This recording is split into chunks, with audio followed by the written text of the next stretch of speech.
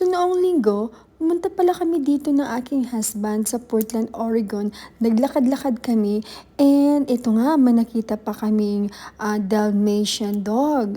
'Di ba? Ganda ng dog. Ito ang pangalan ng Pinoy Bakery dito, Saint Barbara Pinoy Bakery. At nakapunta na kami dito noon. Ang tagal na bago pa kami nakabalik dito. I think that was COVID time nung last kami pumunta dito. At ito papasok ako dito sa Filipino Bakery. At kilala ko ang may-ari nito, friend kami sa Facebook, si Kuya. At nag-meet na kami ng ilang beses kasi nakapunta na kami dito ng ilang beses. At ito nga, naalala ng aking husband puntahan kasi alam niya na gusto ko ng Filipino bread. At ito, na si Kuya ang may-ari ng Filipino Bakery dito sa Portland, Oregon. Maraming masisipag dito mga Pilipino sa Amerika tulad nito, si Kuya, may-ari ng Filipino Bakery dito sa Portland, Oregon. Pag masipag ka, marami kang mararating dito sa Amerika. Pwede kang magkaroon ng mga business o kahit anumang mga trabaho na marangal sa atin. Ito nga si Kuya. At pakilala ko kayo kay Kuya. Itong may-ari ng Saint Barbara Bakery, Filipino Bakery here in Portland, Oregon. Next state ng Washington, USA. Tulay lang ang pagitan ng place nitong store ni Kuya, ng bakery ni Kuya. It's just like 25 minutes drive from my home. And ito naman talaga si Kuya Saint Barbara ay masipag at nakapagpatayo siya ng bakery dito sa Amerika. At ito naman ang business card ni Kuya. At salamat sa pag-share ng iyong business card. At maraming mga stores na hinahatiran si Kuya ng mga kanyang bread. At masarap nga naman talaga ang bread niya dahil natikman ko na noon ang kanyang bread. Lalo na yung OB ensaymada. Ayan, kasama ko nga yung husband ko sa pagpunta at siya pa talagang nakaalala kung saan at saan malapit ang Saint Barbara Filipino Bakery. Mabuti pa yung husband ko, naalala niya itong bakery ni Kuya. Kasi siya laging nagda-drive dito sa Portland, Oregon tuwing pupunta kami dito sa Portland, Oregon dahil nga matraffic dito at maraming mga sasakyan, busy dito ang sasakyan. So, naalala ng asawa ko, papunta kami ng restaurant at mag-celebrate ng Mother's Day. Sabi niya, ito yung daan kung saan yung Filipino Bakery, sabi ng asawa ko. At ito nga, sabi niya, sige na, pumunta ka na, puntahan natin para makabili ka ng bread mo, yung Filipino bread. Kasi masarap nga ang Filipino bread at hinahanap-hanap ko yung Filipino bread like ensaymada, pandesal, at mayroon pa silang suman dyan mamaya. So, masarap naman talaga ang Pilipino. Siyempre, pag Pilipino ka, you want Filipino food as well. And especially those bread, if you want carbs. pag carbs naman talaga, siyempre masarap. Pag lalo na nakasanayan mong kumain ng bread sa umaga at meron kang kasamang kape, ayan ang si Kuya. Kuyang simple lang pero masipag na yayamanin si Kuya. At nakarating at pumupunta lagi ng Europe si Kuya. Nakikita ko dahil friend kami sa Facebook. Sabi nga niya sa akin, pag pumunta ka sa Europe, sabihan mo lang ako kasi pwede kong ituro kung saan magandang spot puntahan ng Europe.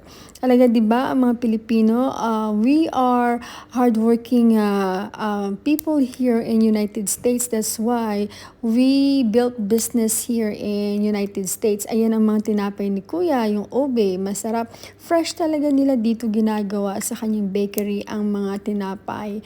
So, ayan, at meron pa talaga silang suman at meron silang ube cheesecake. And meron silang mga pandesal, lahat kung anong Sans Rival. Ayan, at iba't ibang mga dessert dito na tinitinda ni Kuya. At ito nga naman talaga, pag ang Pilipino, if you're hardworking, you will establish good business in United States. At here, ang aming pambansang transportation is jeepney. Jeepney is one of our transportation sa Pilipinas. At ito na-meet ko yung half Filipina and half American. Yung babae. At sabi ko, ayun, nakarating ka na ba ng Pilipinas? Sabi niya, hindi pa daw siya nakarating. At sabi din na asawa ko, dapat pumunta ka sa Pilipinas. Dahil nga, sabi mo, ay half ano daw siya, Pilipina and half American. Ayan ang bayanihan sa Pilipinas, sa province, pag may mga bahay na gusto na ilipat, ililipat namin. Tapos ayun yung nagtatanim ng palay. Ayan, ang sticky rice, ito na yung binili ko. Bumili ako ng ubi cheesecake, bumili din ako ng Sans Rival, bumili ako ng ensaymada, at ang dami kong binili. So, talaga namang happy si Kuya dahil ako ang good customer niya. Pumupunta ako sa kanyang bakery dahil nga marami akong binibili. Dahil paminsan-minsan lang ako dito pumupunta at bumibili ng Filipino tinapay. At ayan nga, sabi niya sa akin, pumunta ako sa, ayan, pinapakita niya sa akin, last week lang daw siya pumunta ng Europe. At pumunta daw siya ng Paris last week. At sabi niya, pumunta ka dyan. How I wish makakarating ako dyan, Kuya, sabi ko. At sabi ng husband ko, yes, that's what my wife desire, to go to Europe and see the beautiful Paris. At yan ang pinapakita ni Kuya sa akin kung saan pwedeng magandang puntahan na parte ng Europe. Yan nga, sabi niya, Paris. At maganda daw sa Paris. Sabi ko, sige, puntahan namin yan at hope makakarating kami dyan. Sabi naman ni Kuya, yes, puntahan mo yan at maganda talaga ang Europe. Kaya binabalik-balikan niya. Ito na at nire-ready na ni Kuya ang aking mga order at bumili din ako ng siyempre ng suman o ng budbud. Ayan. At ako ay patapos ng ayan, binigyan pa pala niya ako ng libre pa Mother's Day gift niya sa akin itong Obi Mochi. Obi Mochi para sa akin daw at libre lang ni Kuya ang kanyang Obi Mochi na tatlong piraso I think. Yan, para sa kanyang mga customer na kagaya ko na si Inday Cynthia in Washington, USA ay napadalaw sa bahay at sa business ni Kuya. St. Barbara Filipino Bakery. Sabi ko sa kanya, Kuya, follow mo si Inday Cynthia kasi ang na-follow mo lang ay yung aking personal page na Inday Cynthia Cindy. Cindy ang tawag ng aking husband, kaya Cynthia Cindy ang personal page ko, personal profile ko sa Facebook. Ang page ko naman ay Inday Cynthia in Washington, USA.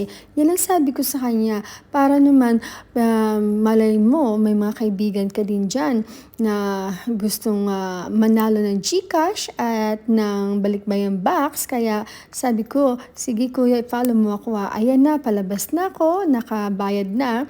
At ito na nga ang nabili ni Inday Cynthia sa bakery ni Kuya St. Barbara Bakery Filipino Bakery. Yes, at masarap ang kanyang mga tinapay, fresh bake from her store.